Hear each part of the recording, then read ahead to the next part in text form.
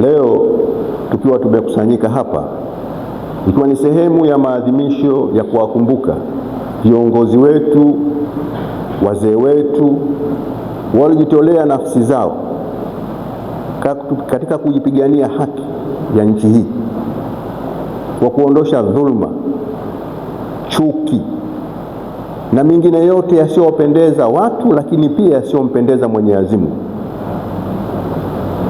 Wajibu wetu ni kusimama pamoja, kushirikiana ili ile dhamira na nia ya wazee wetu hawa, akiwemo mzee wetu leo tuliyejikusanya hapa kwa kumwombea dua almarhum Sheikh Thabit Kombo Jecha, dhamira ile walioibeba tuitimize kwa vitendo kweli, tulio kuwepo na waliokuwa hawakuwepo kabla ya uhai wake wanasimuliwa namna bora alivyojitoa maisha yake katika kusimamia haki, uadilifu, na leo imekuwa ni alama ya kukumbukwa baada ya miaka mingi ya kuondoka katika mgongo wa ardhi.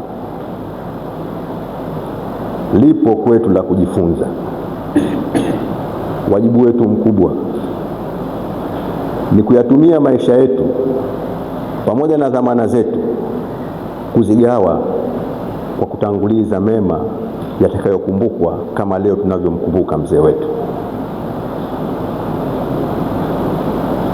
Nitumie nafasi hii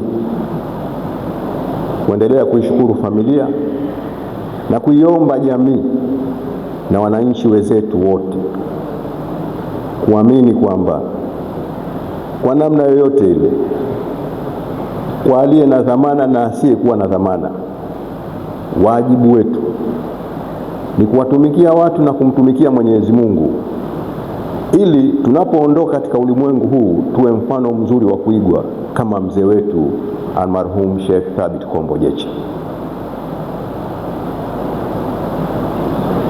Tukiamini hayo na tukaishi maisha hayo,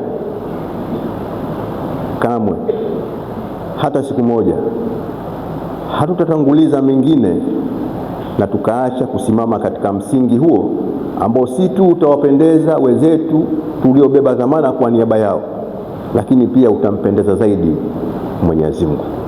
Na mpaka wao walipo hivi sasa ni kwa sababu ya juhudi za watu hao wa zamani waliotumikia, ndio ikawa sasa hivi ndio tuko katika hali hii.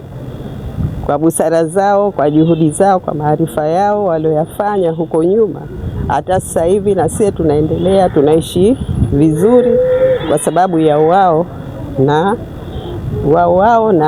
uwezo wa Mwenyezi Mungu aliowajalia mpaka ikawa yakafanyika na hadi tunaishi sasa hivi tulivyo.